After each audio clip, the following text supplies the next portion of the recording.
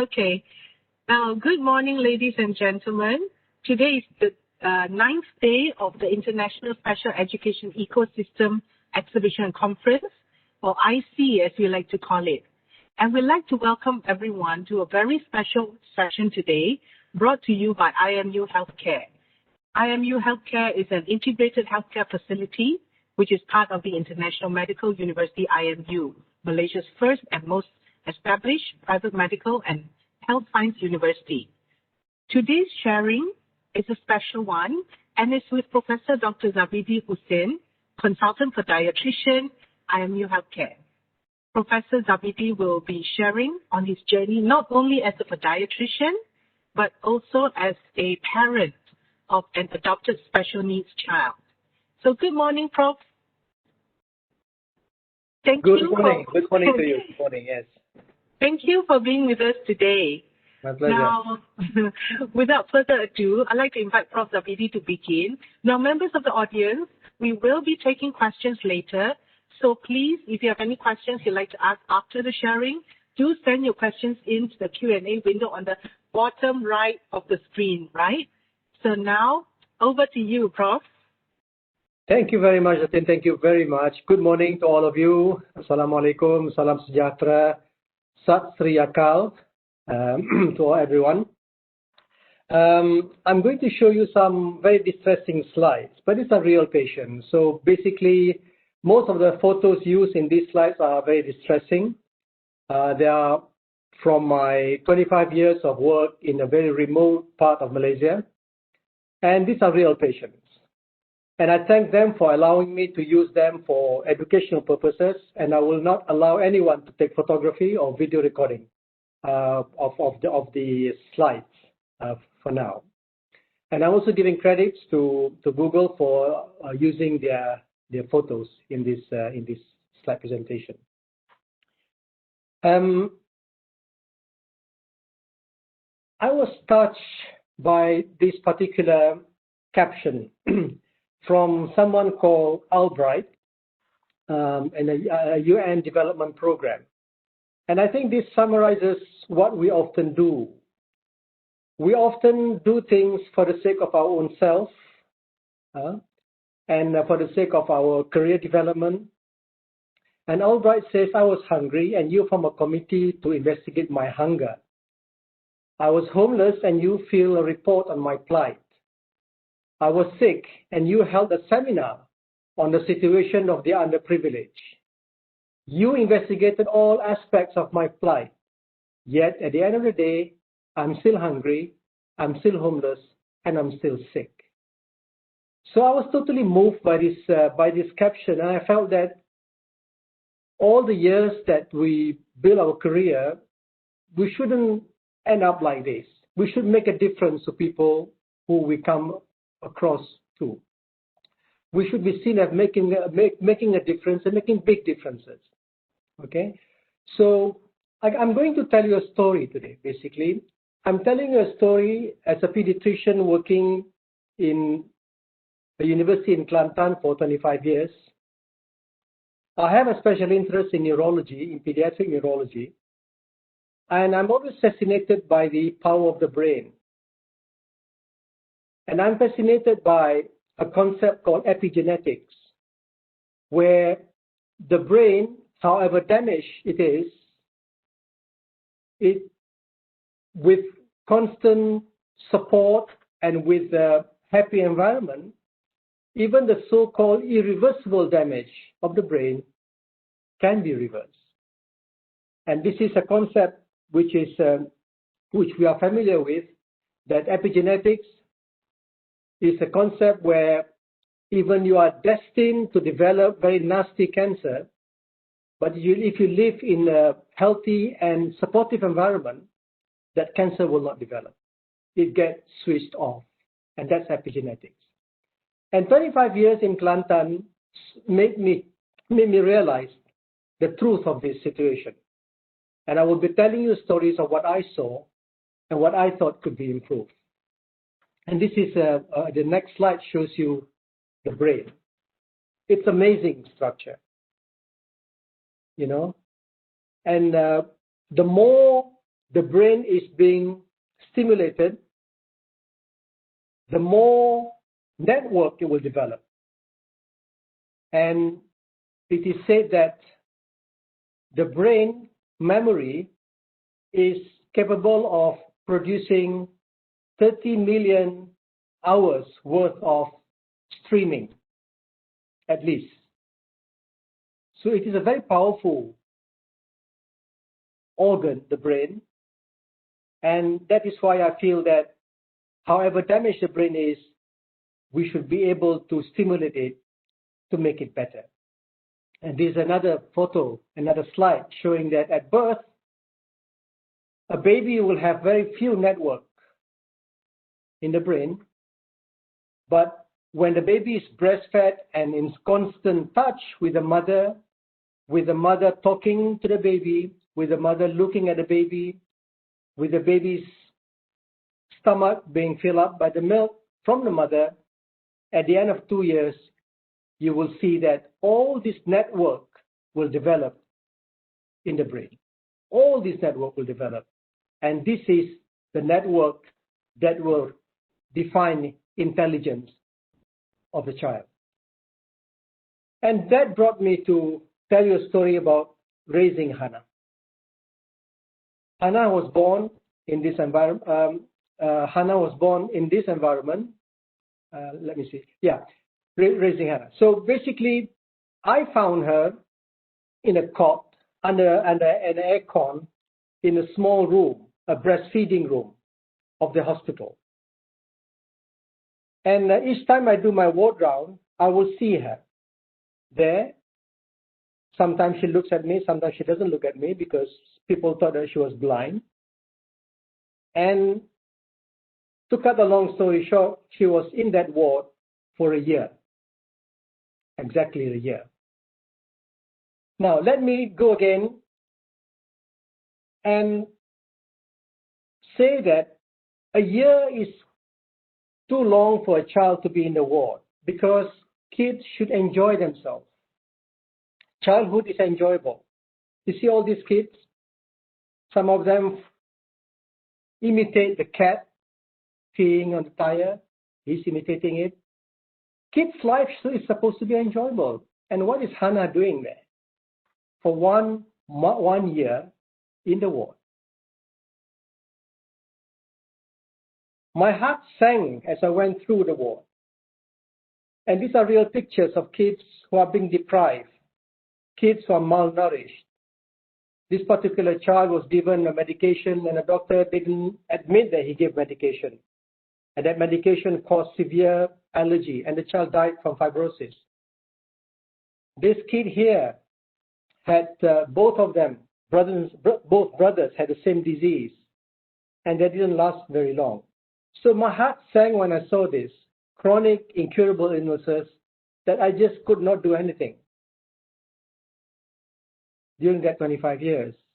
And when I visited the home of these children, I look at them and say, how can it be that 1, 2, 3, 4, 5, 6, 7 of them had the same disease? So I began to wonder, what can I do? Can I make a difference to these people?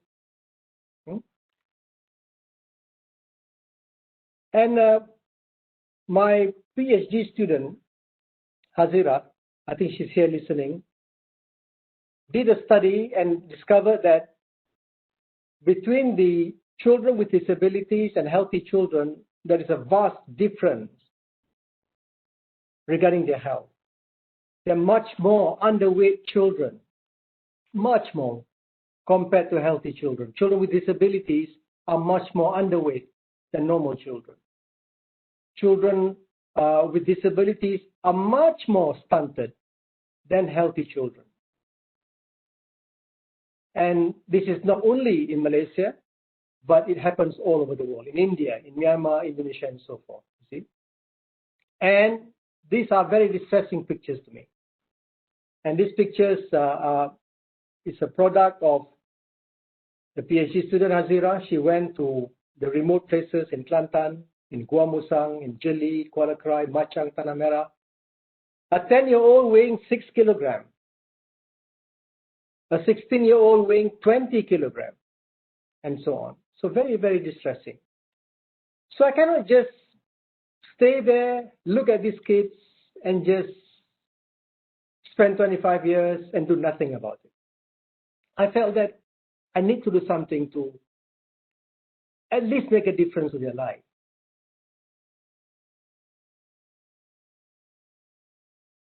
And by grace of God, I think, I found this young girl abandoned in the ward for 1 year.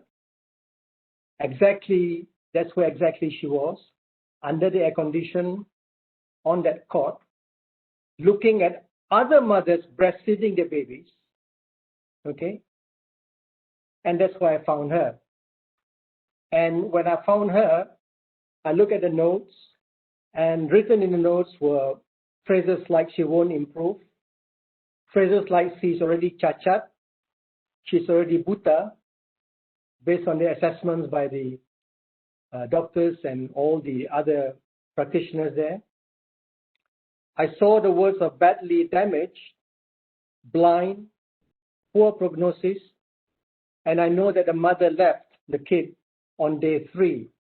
We could not find the mother after day 3. Is there a second chance for her? Now, to this girl, I've been taking her for over a year to my home, to my house, during lunch break, because my house is not far from the hospital.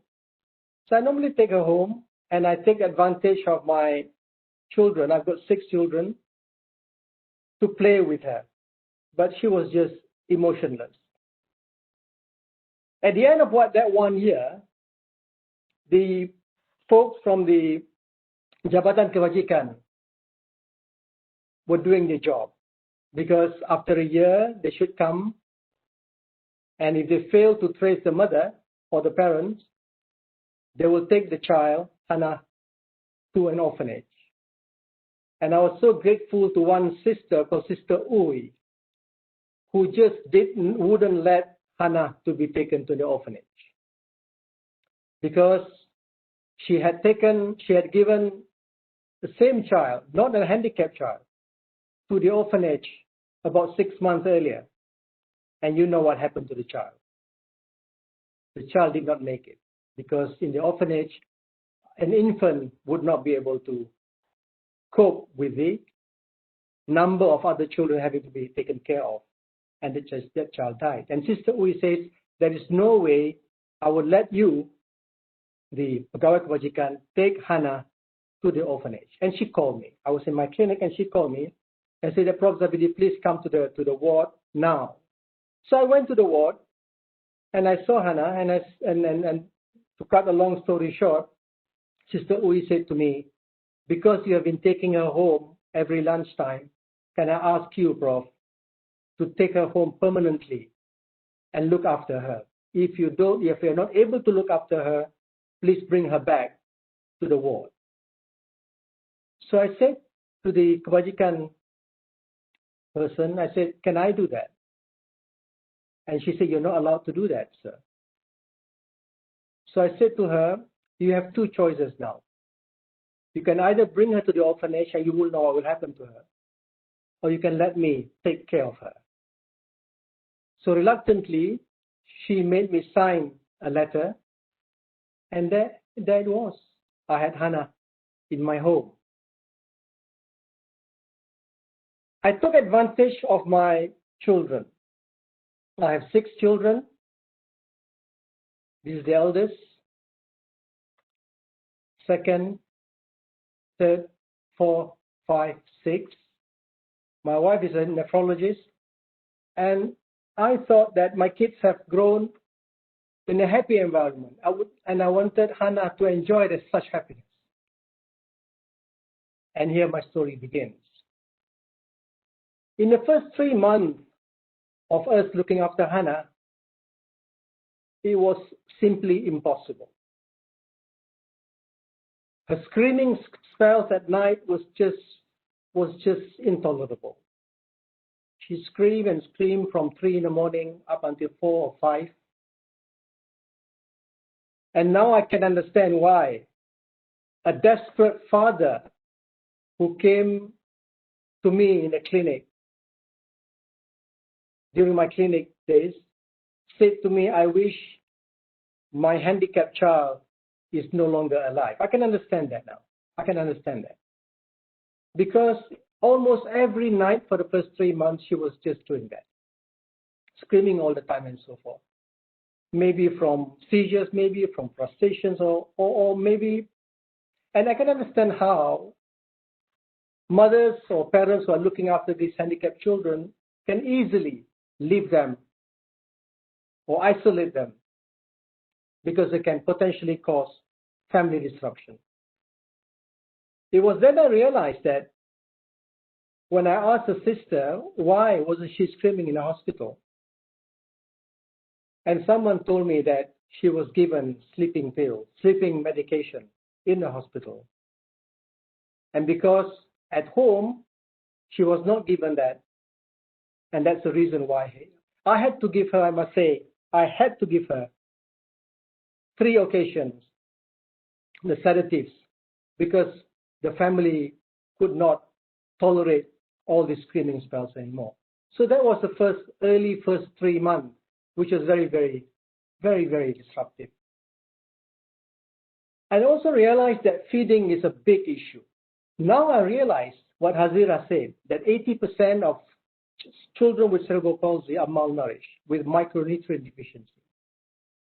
Because the parents, especially those with many children, could not spend more than 30 minutes feeding them.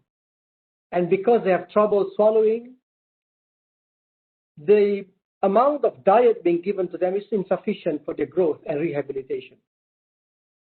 They're basically sitting during rehabilitation, during exercise, during physiotherapy on their bare bones. And how do you expect them to be able to withstand physiotherapy? So she was 1 year, and then she grew up, and this is her at the age of 1.5, 2 years old, still not really convincingly healthy. And I again realized I don't remember all these children. It is because of that kind of diet that the parents had to resort to that they ended up like this. A 16-year-old, 10 kilograms, I can imagine that. So then I felt that feeding will be the top priority. And the feeding has to be fortified. And you have to have patience when feeding her. I need to develop newer techniques for training her. I need to make sure that she is in a good feeding position and a feeding chair. I must also make sure that her dental, she has to be looked after, and the tongue thrusting. Now I'm giving you a video here. You can see the video here. Ikan dia menarik minat. Lepas tu kita cuba buka mulut kita sendiri. She should be imitating you. That's it. Okay. Biarkan sudu dalam mulut dia sekejap. Kemudian, sikit je. Tutup mulut dia. Kita dapat menelan dengan baik. Come on. There, smile. Okay? All right.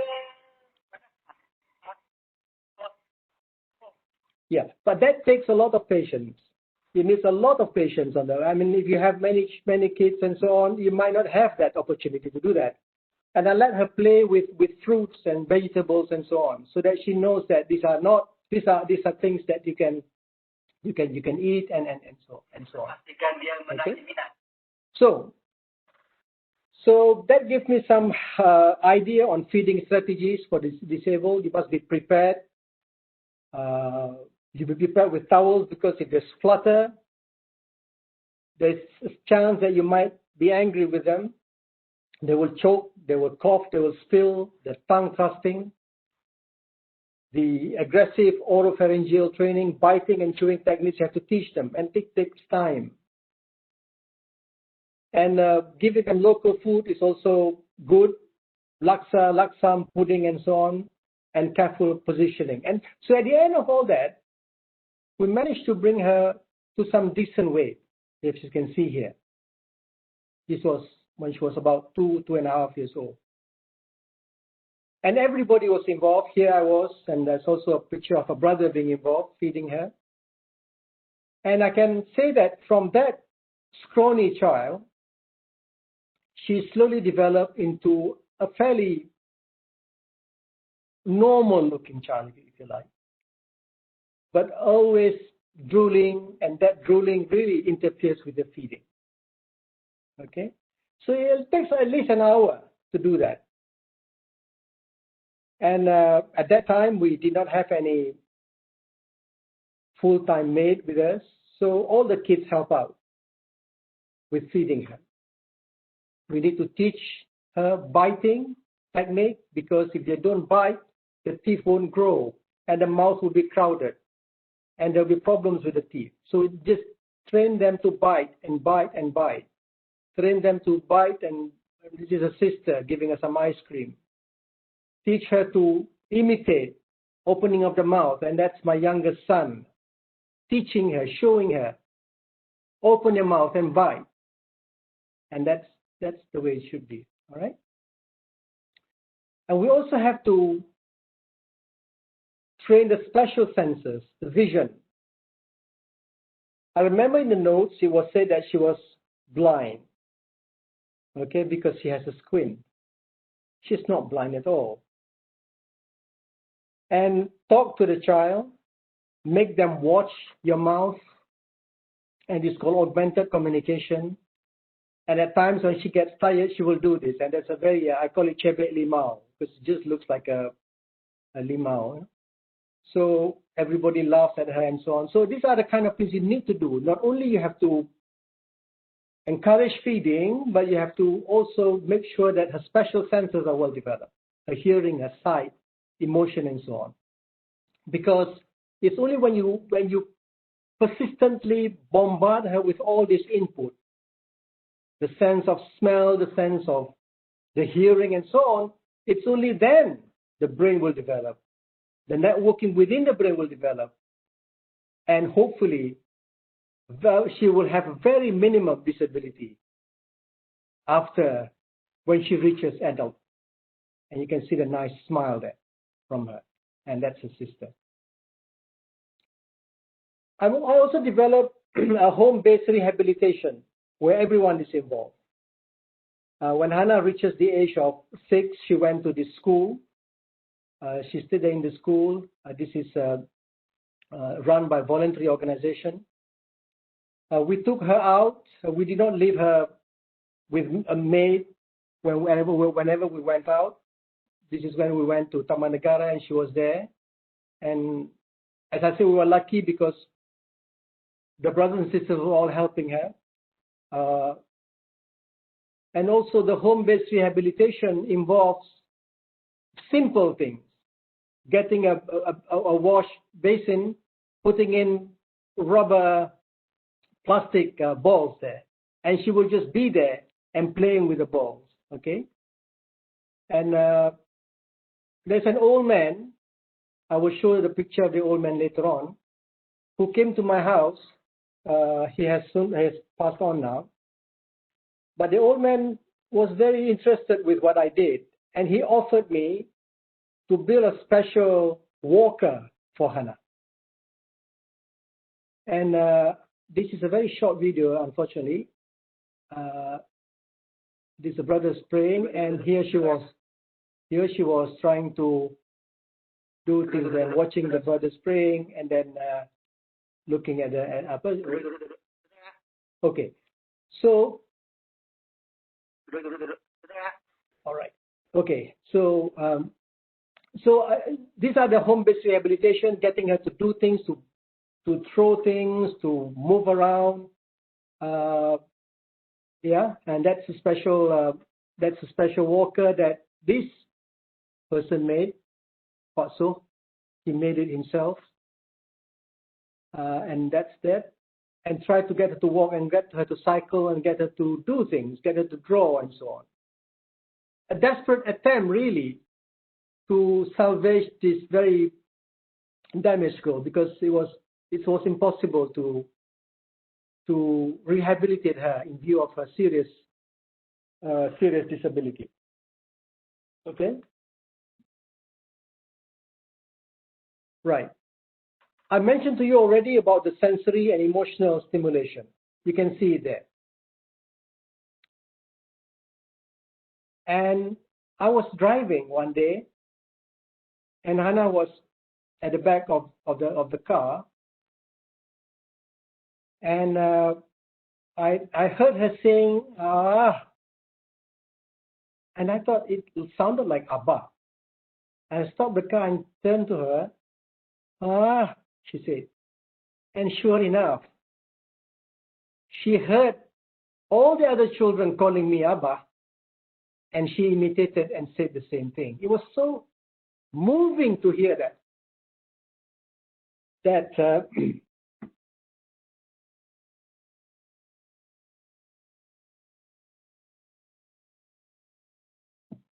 Her first word, yeah?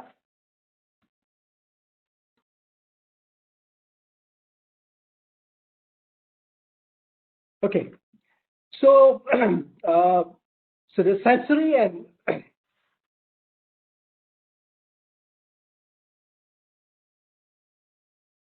emotional stimulation was very important for them to develop, and you can see her laughing away there, laughing away here, trying to poke the brother's eyes and so on. So I think it does not need very expensive tools and expensive rehabilitation. You can do all these things at home and achieve the same outcome. The challenges that we have clearly is nutrition. The challenges is on rehabilitation. You have to be patient on the slower physical improvements and on this uncertain future. But all this can be developed from very good support from families, from parents group. And I think it has taught me that I can now approach families in the villages and can offer them all these forms of therapy that can be done in their own home. There we are. The sister celebrating some kind of a win and a brother. So I'm convinced that there is no concept of permanent damage in neurology. When you have a good nutrition, the iron, the selenium, the zinc, the folate makes it unnecessary for you to have all these kind of children. You can feed them, but you have to have patience on feeding them. And I'm giving you all the pictures now of Hannah. Through the years, she's still drooling and celebrating her second birthday with her mom and being treated like a normal kid. There we are again with the sister. And there she is getting the same Duit Raya like her sisters with her uncle at the beach. At the beach. When she was 9 years old, we decided to move to Putrajaya because I retired then at that age, at 55. I decided to retire, and we moved to Putrajaya to get her into a place where she can be rehabilitated better. But then I was dropped with a bombshell. Apparently, all the years that I have kept Hannah in my home was considered illegal. It was a kind of illegal adoption because I wanted to register her to the pemulihan dalam community, and they wanted documents. And when because that pemulihan dalam community is under Ministry of Welfare, and because I don't have any document on me, I was accused of adopting this girl illegally. I was very fortunate because in desperation, I called Sister Uy. And Sister Uy said that she still remember the pegawai kebajikan who was in charge, and Sister Uy wanted to contact that pegawai kebajikan. Fortunately, that pegawai has not retired. And that officer saved me because she rang up Putrajaya and said that she was the one who allowed me to keep Hannah over the last 8 years. I was safe. But on another matter, she told me that the mother has been found. And there is a chance for me now to adopt her legally. And I was asked to go back to Kelantan, to Pasir Puteh, go to the court because the mother will be there. So I went there. Hannah took a first air travel. I went there, hired a car, and brought Hannah. And here was another miracle. Because as I set Hannah on a wheelchair next to her mother, she looked at the mother, held her hand out, and touched the mother for a few minutes. The mother cried and couldn't take it, and she left after giving Hannah 50 ringgit. Such is the power of bonding. 9 months of Hannah in utero produces such a power of bonding that she still remembers that that's her mom. It's amazing. Anyhow, Hannah is 12 years old in September of this year.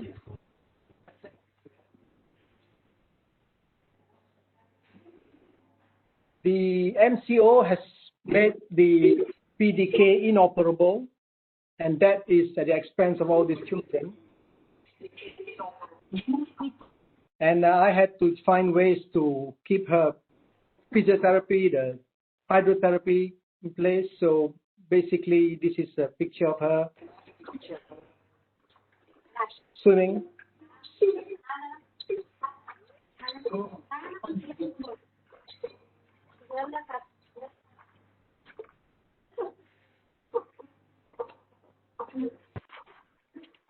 With a friend.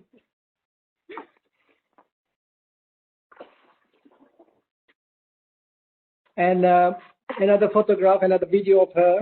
This is in Kelantan, basically, quite floppy, but taking a hippotherapy ride.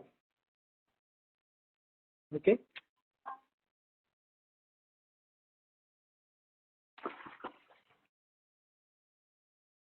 So what are the lessons learned from this? I've only had Hannah for 11 years. It's not long enough time for me to say that she has improved. But over the last 11 years, I realized that there is nothing called irreversible damage.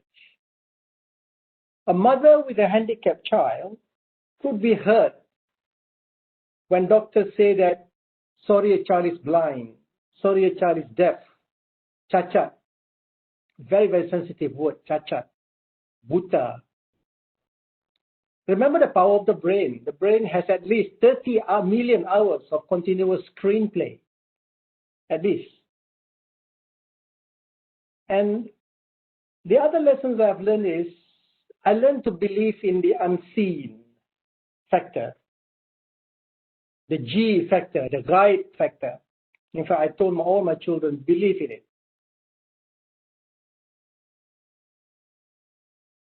Because if you park your intention to do good to someone, something good will happen to you. As an example, after the first week of bringing Hannah home, I was quite helpless because where can I get maids to look after her? Both my wife and I are working. I cannot rely on my kids because they are schooling. Rather unexpectedly, two adolescent girls came to my house from a nearby village. Word spread that Dr. Zabidi has taken an OKU child. So the elder of the two girls came to my house and said that, Doktor, saya dengar doktor ada anak OKU. I said, yes. Can I look after her in the morning? And my sister look after her in the afternoon. You see, I wasn't expecting that. And both Ira, the sister, and Shikin look after Hannah the entire years until I left Kelantan to Putrajaya. In fact, Shikin came over and looked after Hannah also in Putrajaya. I never expected that. And when I talk to others, they said it's so difficult to get maids willing to look after a handicapped child. But if you truly believe and truly wanted to do good and park your intention and so on to do good, unexpected things will happen to you. And now there are also other unexpected things that happen during the time when we look after Hannah. And this is also unexpected. I managed to get Dr. Hazira. Dr. Hazira, are you watching? This is a very bright MSc student who went to work with me to do her MSc in nutrition of handicapped children and eventually did a PhD with me on the nutrition of handicapped children. And we make training modules, which is now going to be transformed into a book. And she made with me together a menu book, and this has been published to assist children. And Azira and we launched an integrated nutrition campaign and giving talks and guiding people on the best way to do that. And we publish posters and publications in developmental medicine and child neurology on all these issues about handicapped children. And this is the book that Hazira and I publish on giving such kids high value calorie and nutrients, even when the quantity of food is not big, small amount. So basically, ladies and gentlemen, she's 12 years old now, and I could have done better. I hope she will improve. I'm not too sure about that because she's still dependent on feeding. Very bright girl though. She understands the language and so on. There's still a long way to go. And I'm reaching 60 now. I hope something unseen, something else will happen that will produce a miracle to Hannah. Thank you very much for listening. Assalamualaikum and God bless.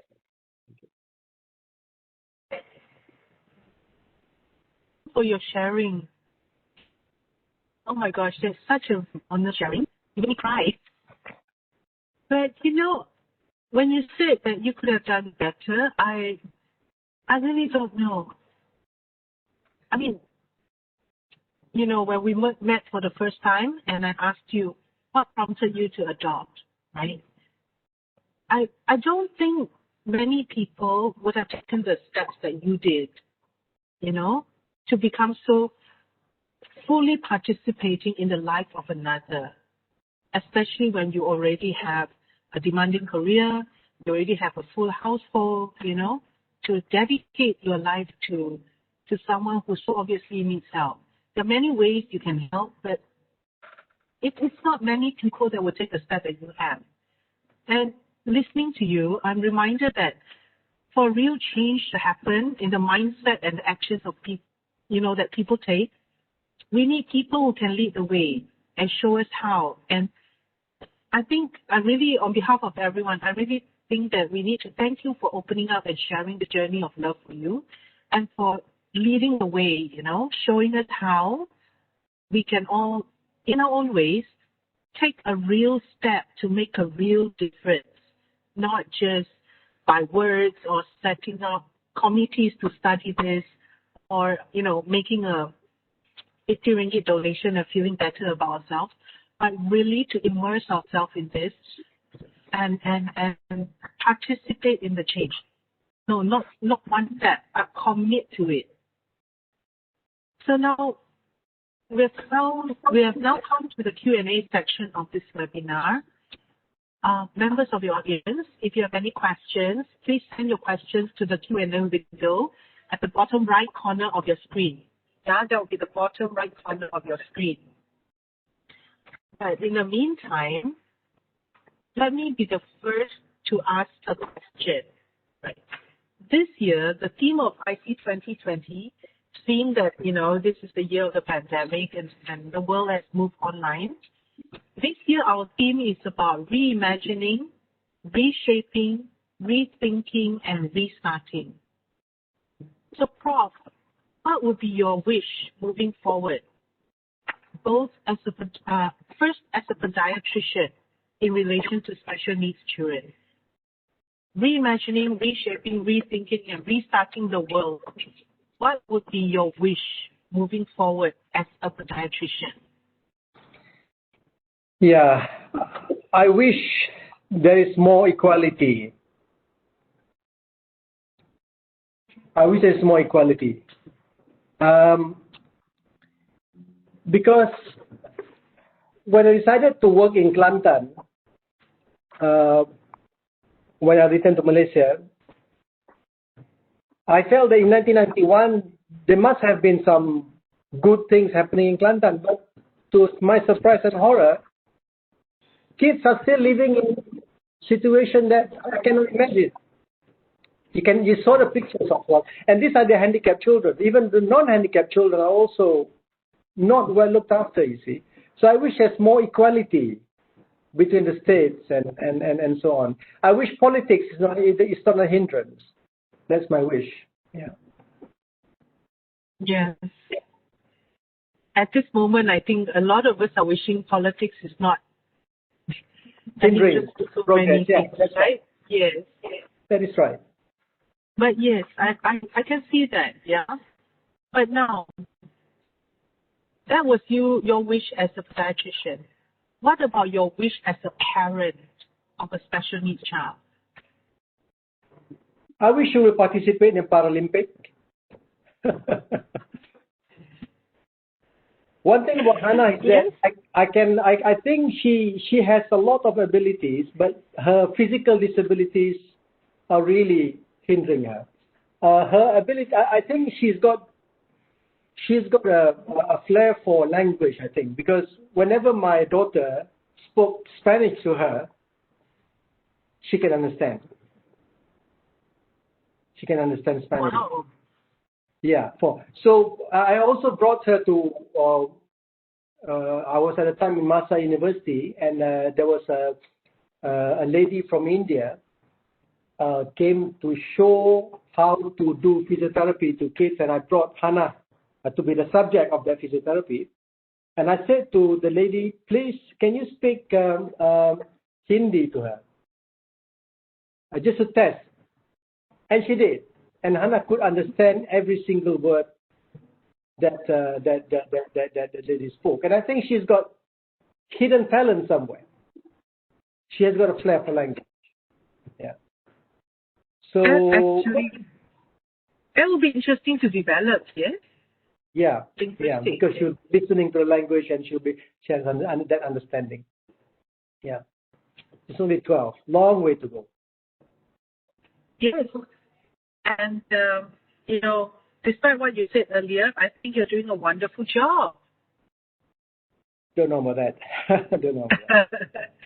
Now, we do have a question from a member of the audience. So I am curious, how did you manage to easily adopt a special child when it is difficult for those interested to adopt a normal child? Yeah, that's when I say to, I think Jeff asked that question again. I think, I don't know, basically. I don't know. I think there's something hidden somewhere. Some blessings, I think, somewhere. My house is near to the hospital. That helps. Yeah, my house is near the hospital. That helps. My kids, some of them go to school in the morning, some in the afternoon. So for those who go to school in the afternoon, they will help Hannah in the morning. For those who went to school in the morning, they'll help Hannah in the afternoon. So the fact that I've got many kids, that helps as well. Yeah. So it's just, the initial thought is going to be difficult. But lo and behold, I cannot recall really the real difficulties. I really cannot recall. I mean, when I came to Putrajaya, we started to look for mate and so on, and that happened very, very easily. And my current mate is a wonderful person who does everything for her, including the physio exercise and so on. So there we are. I don't know, basically. I don't know what happened, but it seems easy. Yeah. I think perhaps in the moment, as you're going through things, you are focused on getting things done. To us, just listening to the journey, it sounds almost insurmountable. We do have another question. Where can we buy your book? Oh, the recipe book? Yes. Yeah, the recipe book that I authored with Hazira, you can buy it from Shopee. Oh, okay. Yeah. It's on Shopee, yeah. So, Prof, next question. What is the next step for Hannah? Are you thinking about schooling and things like that? What are you thinking? Yes. Yes. Hannah understands. Hannah knows alphabets. She has problem pronouncing it. So I think the next step will be for her to, schooling is one, but schooling will have to be a different kind of schooling, basically. She goes to school now. She's being taught at school. But if we expect her to be writing and so on, that is not realistic. Maybe we can make Hannah understand things. So I'm now exposing her I'm reading books to her. My children are reading books to her. My maid is reading books to her. So these are the kind of things that we have to think of a different way of educating her. It has to be a different ways of education, not the traditional, ways that we do things. She will grow up. She will get stronger, I think. I'm not sure whether it's realistic to make her walk, but even if she doesn't walk, it does not mean that that's the end of the world. I'm trying to make her muscles strong enough for her to be able to move the wheelchair around. So each time I ask her now, Anna, are you happy? And she will say, happy. She will always nod her head and say, happy, Abba, happy, And she can speak one or two words. So I think the future for her looks okay, but I'm worried. I'm 60 years old now. I'm worried. I need more help. My kids will be helping her, but we need to find ways of how to bring children who has been damaged to such an extent and make them enjoy life the way we enjoy life. So the short answer is I don't know. Where do you think the ecosystem can be improved? Ecosystem can be improved from community involvement and a total commitment to community involvement. I can imagine Hannah in a community Maybe she lives in her own house when she's an adult, and she can easily wheel her wheelchair and go and meet her friends in the school, in the same setting. It has to be a kind of very, very supportive community. I don't know whether it happened, whether there's an appetite for that, but I'm looking for that kind of environment, where there's a strong support, strong commitment, people with strong passion to be able to make this happen. Yeah. If there is none, let's work for that. I think the type of adaptive living, is beginning to catch on in some countries. Yes. Hopefully we can gain more awareness and support in Malaysia for that. Yeah. Now, in the recent years, what we call Industry 4.0 has been a very hot buzz, the latest technologies and all that. And I suppose in many ways, all the latest technologies can come in to make mobility and connectivity easier, right? The smart homes and all that. So where do you see the gap is?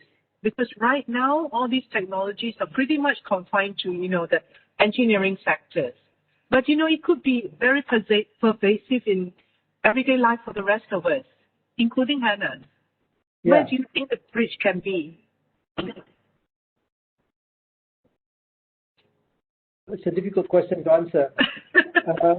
The bridge. You see, kids like Hannah deserve a good quality of life. Yes. And I've seen many children, handicapped children. And we think that they don't hear. We think they don't know what's going on. They know what's going on. And they wish they could be involved in what's going on. So we really need to understand their wish. We need to understand what they want. And as much as possible, try our best to make sure that the wish happens, you see. Like a simple example, I give a tap to Hannah, and I expect her to use her fingers. She can't use her fingers. Mm. She's shaking, she's trembling, and she just would not be able to touch the right spot with her finger. Now, why don't app developers develop that and say that she need not touch it with her finger, she has to touch with the palm of her hand. So simple things like this matters a lot, you see.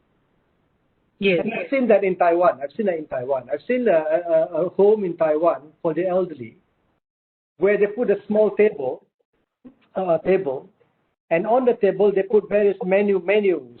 But the menus are being touched not with the tip of the finger, but with the whole palm.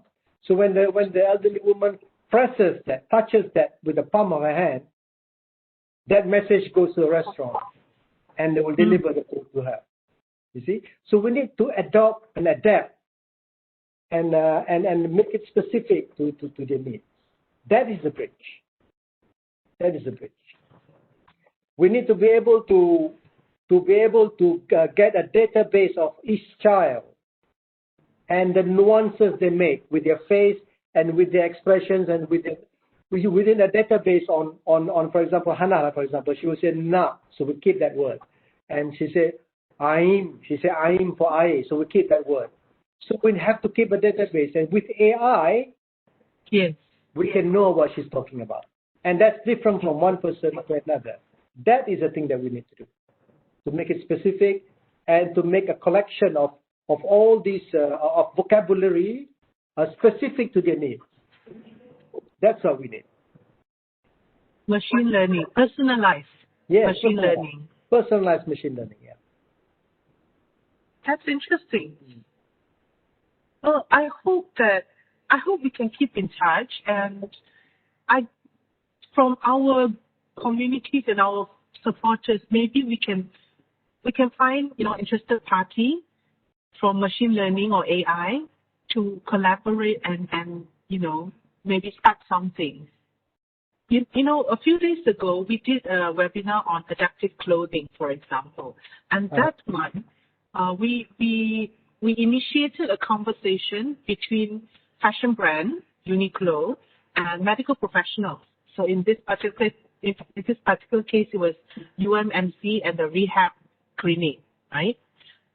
And I was surprised to know that this is actually one of the very rare instances in Malaysia that clothing and medical professionals actually came together for a conversation to figure out what is needed.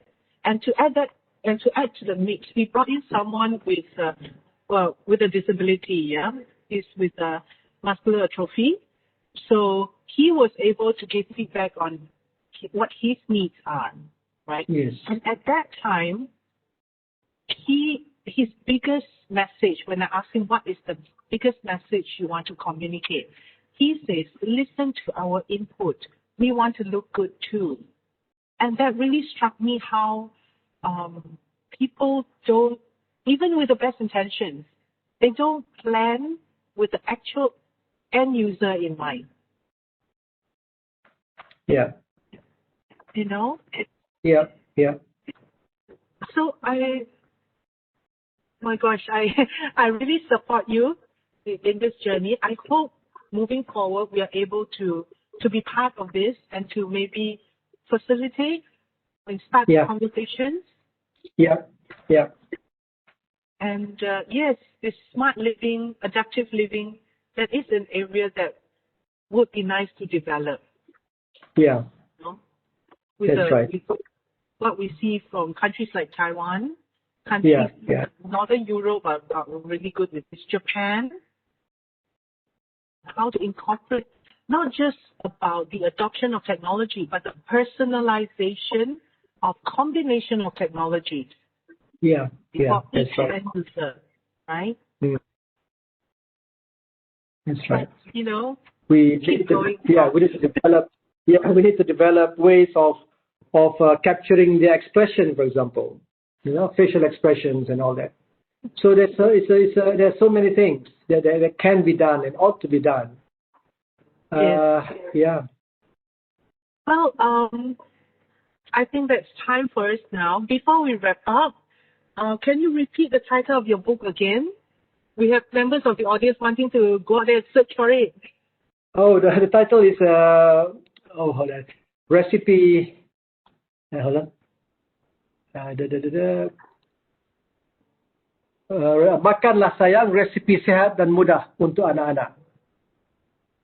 Makanlah sayang, resipi sehat dan mudah untuk anak-anak. And that's available on Shopee. It's available on Shopee, yeah. I think the author is also following us now. Hazira, are you there?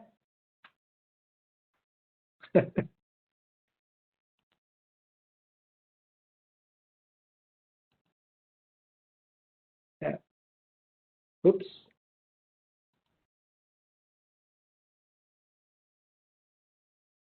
Hello?